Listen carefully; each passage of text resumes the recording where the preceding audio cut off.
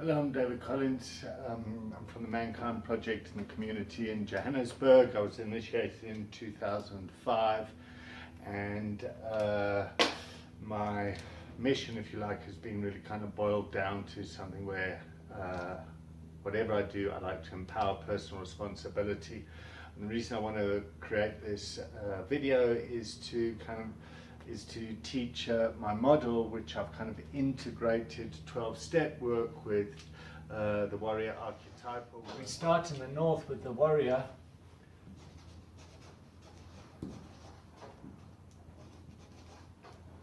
Warrior, I don't know if I've spelled that right, I'm dyslexic. It's part of, it's been part of my challenge and my kind of learning style. But anyway, we have the warrior there, and then we have the magician here in the south. And then if we go across, we have the lover in the east, and then the king in the west. As we know, the warrior is about anger. The lover is about grief. The magician is about fear. And the king is about joy or blessing.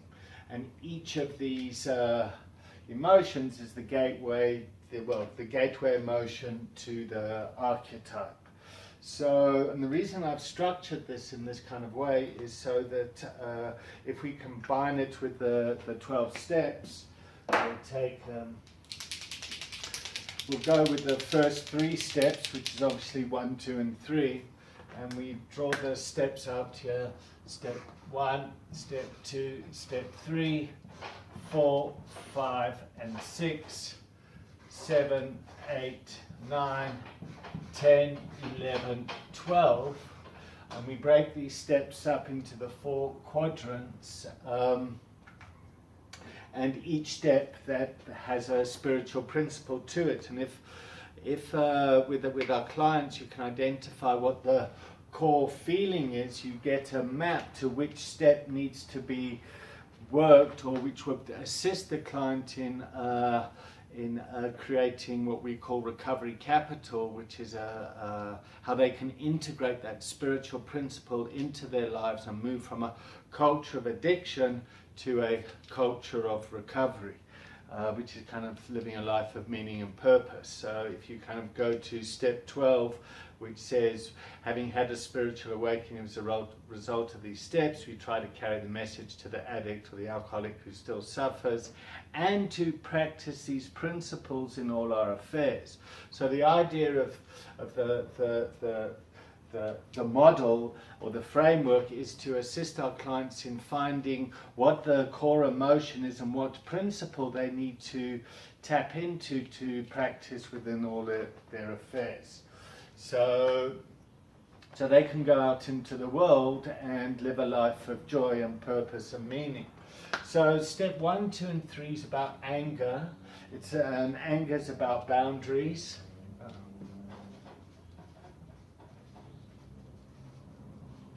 And a lot of people in addiction have very unhealthy boundaries for whatever reason. And when they come into recovery, the first kind of things you need to do is, often addicts that come in for treatment are very angry, and you need to kind of tap into that archetype and not to shame.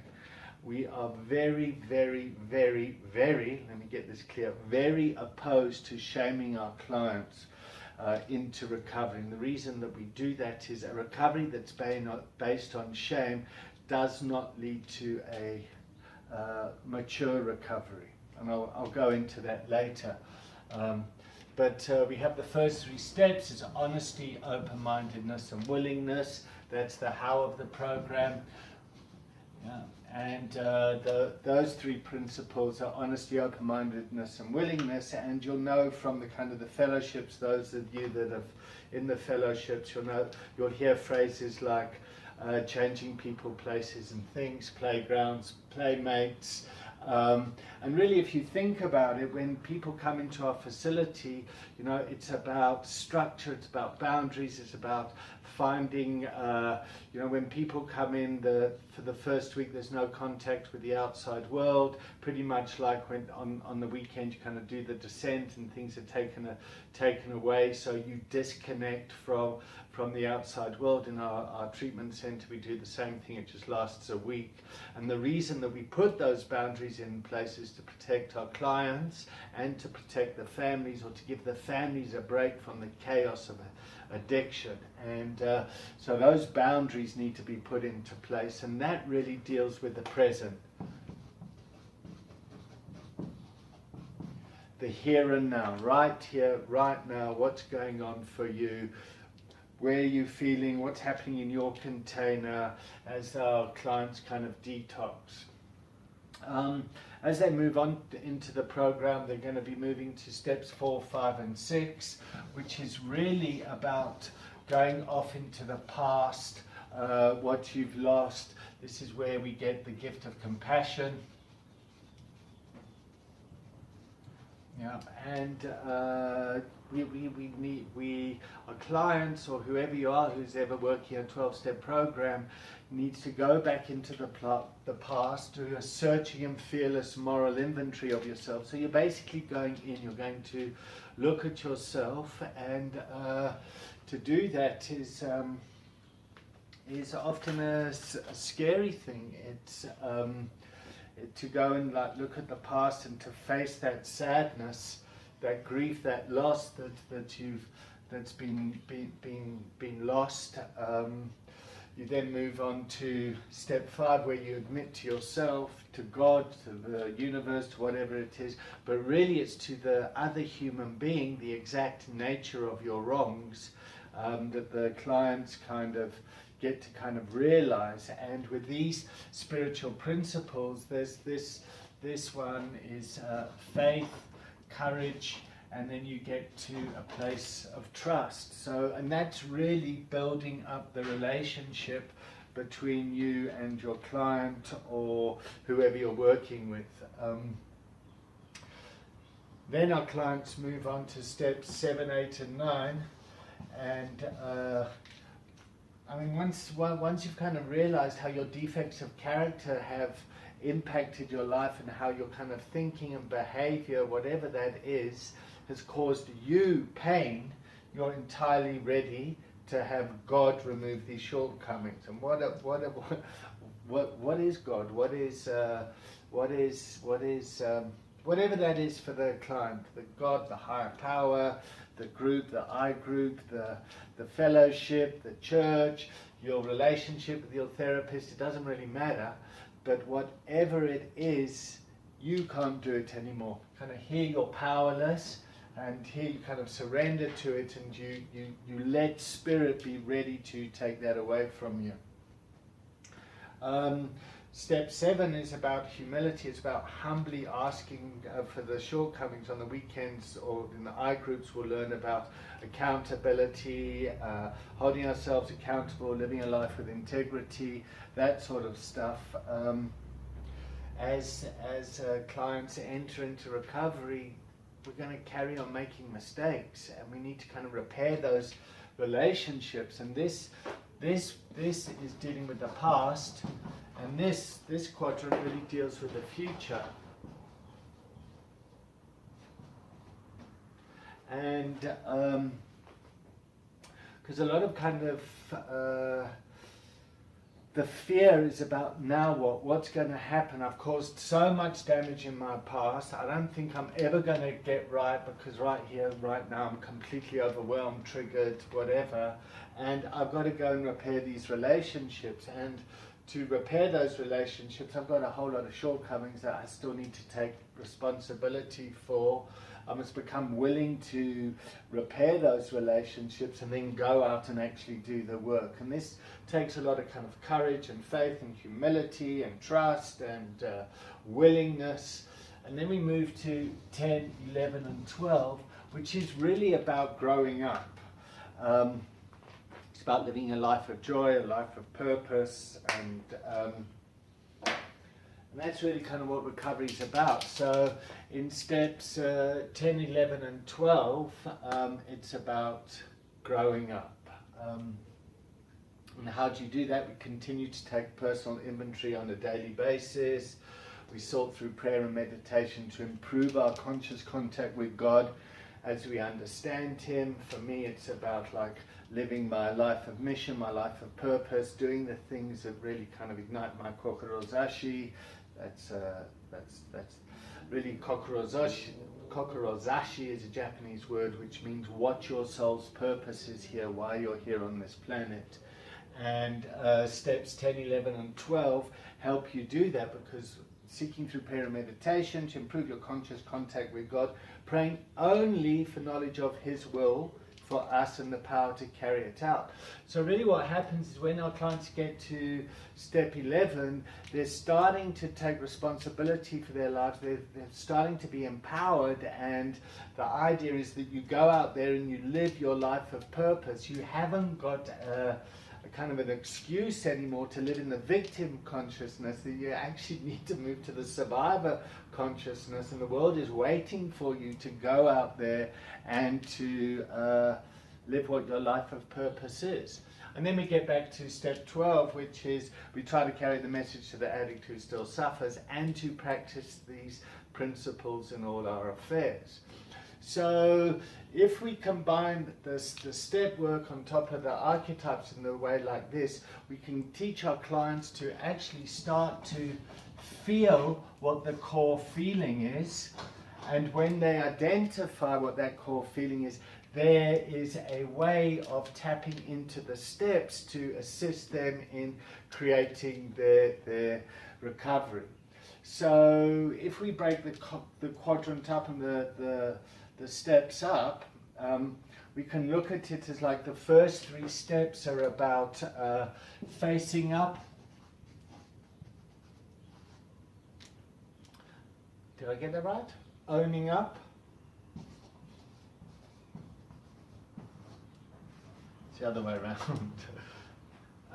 Making up.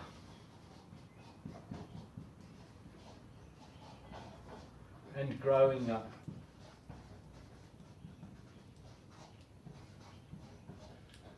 This is actually owning up.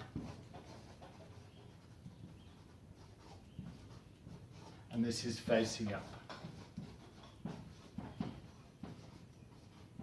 Yeah. So I'm owning up, like, I can't do this anymore. I surrender, I give up, I'm beat, I'm done, I've had it. I've got to face up to the consequences of what my behavior, my addiction, whatever I'm trying to recover from has caused, the amount of pain that it's caused for me, my family, those around me. I need to start making up to the world, to those relationships, to myself, to kind of, I've got to kind of make up, rebuild, to amend those stuff.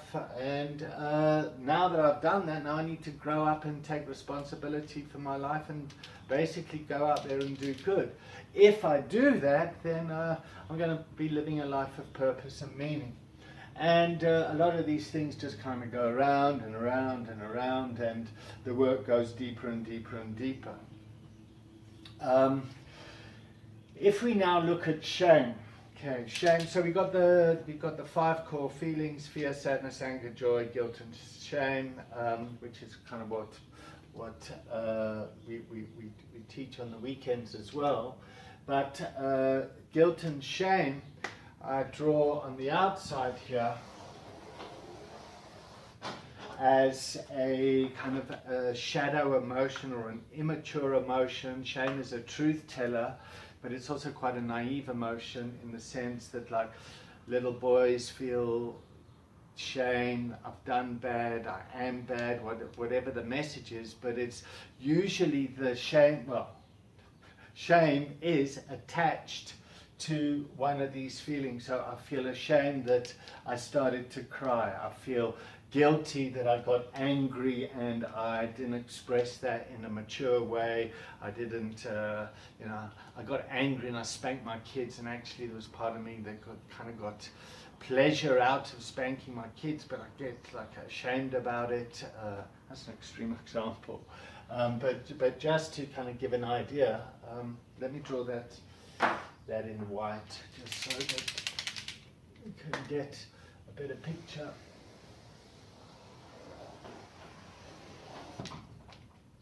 So if we have, if we can kind of see that shame is lurking on the outside, lurking within the shadows, and it attaches itself to one of these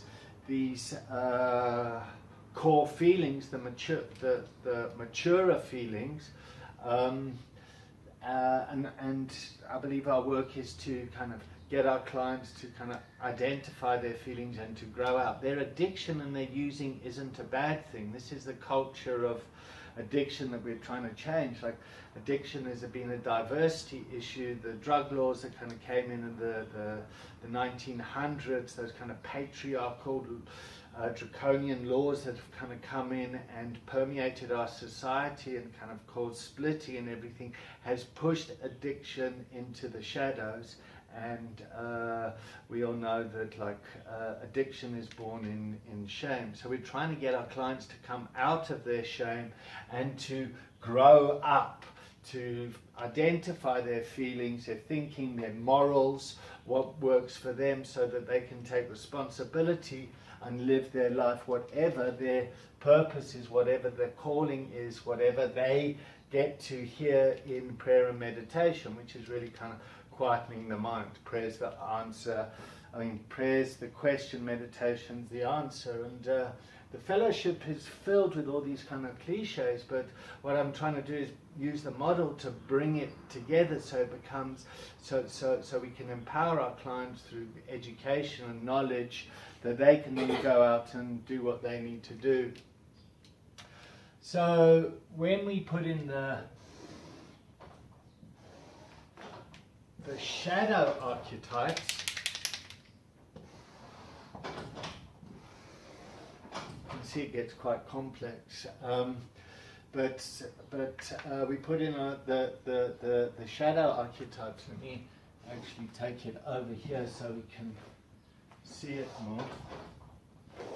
Yeah. And we know that this is, if I suppress my anger, if I express my anger, if I express my joy, if I suppress my joy, if I express my fear, if I suppress my fear, if I suppress my grief, and if I express my grief, we move into the shadow archetypes. And then here we're going to put the addicted lover. And then here we have the masochist. Here we have the sadist. Here we have the tyrant. Here we have the weakling.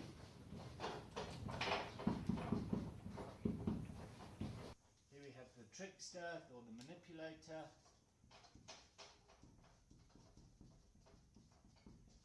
That's mine. That's where all my works kind of come along. The detached manipulator.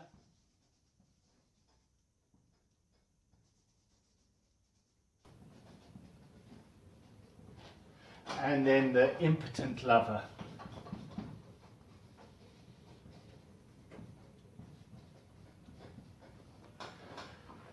We can then see where the shadow is living, and this is really what I want to kind of thank the work of kind of Robert Moore and reading the book King, Warrior, Magician, Lover and the Mankind Project for teaching me this sort of stuff, so that we can put that on top of the 12 steps, which is actually a spiritual based program, and it's really a model that's kind of helped me personally integrate and to take responsibility for my life, because we all kind of need to, if the mature masculine or the mature recovery, if the goal is to get to the center here, this map assists our clients, our framework, or people with a familiarity of a 12-step program, how to kind of integrate their recovery more and to integrate the spiritual principles.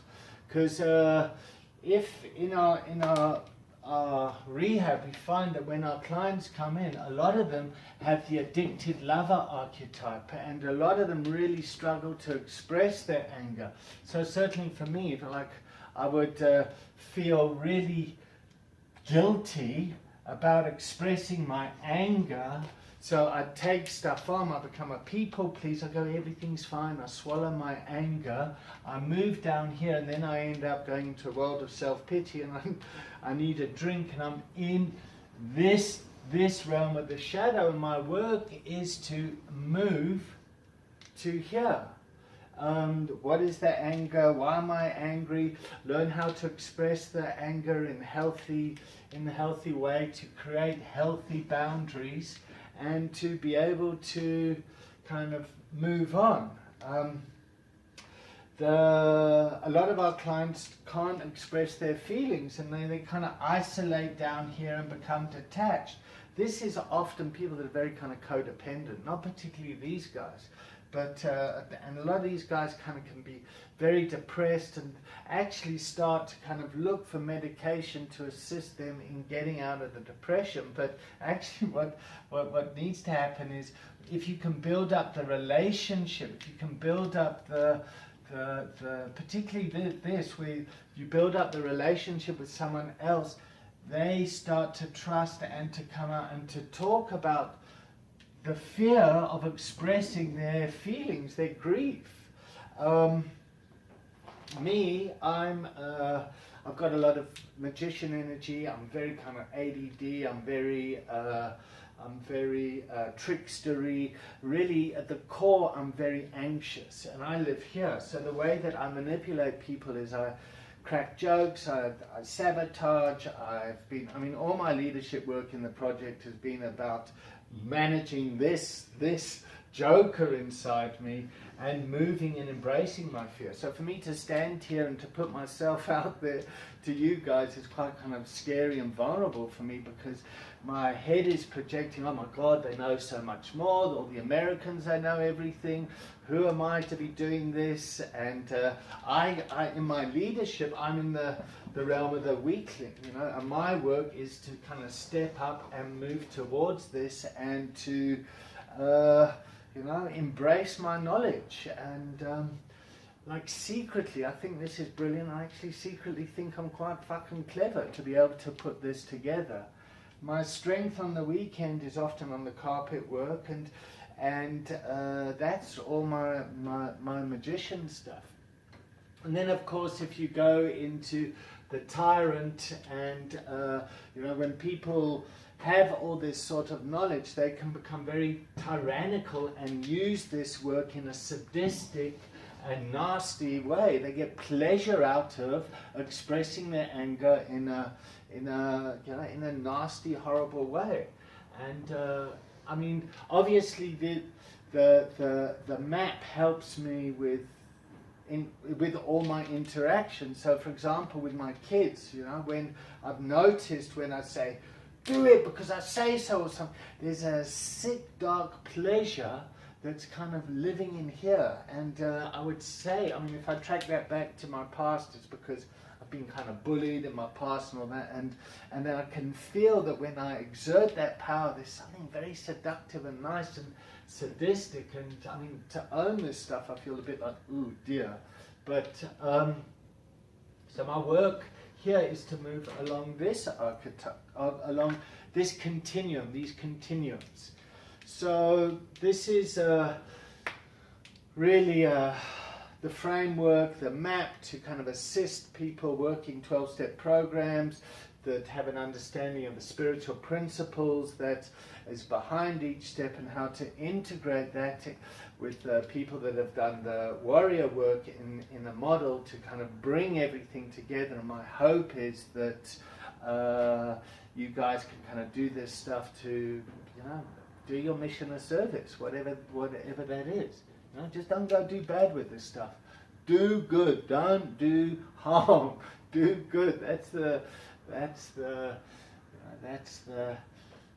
that's a bottom line thing that I try and kind of keep myself safe with. And in South Africa here, we've got a lot of shadow, we've got a lot of stuff we've got a lot of broken relationships because of apartheid, because of segregation, because of colonialism, because of what's the history of this country. And our leadership here is either in this archetype or in this archetype, shadow archetype, and what the leadership work is trying to do is to bring it to the center here. And this, of course, is is Madiba, Mandela. People assume, and the projection is, and everything is, that he was there, and there's a great kind of model for that. Yeah, so I really hope this has been helpful, and my reason to do this is to try and kind of just spread my thinking out there. It's with the spirit of mission, and yeah, I hope it's kind of come out. Thank you very much for all those that have gone before me, and I hope this is going to help those that come after me. Thank you for everything.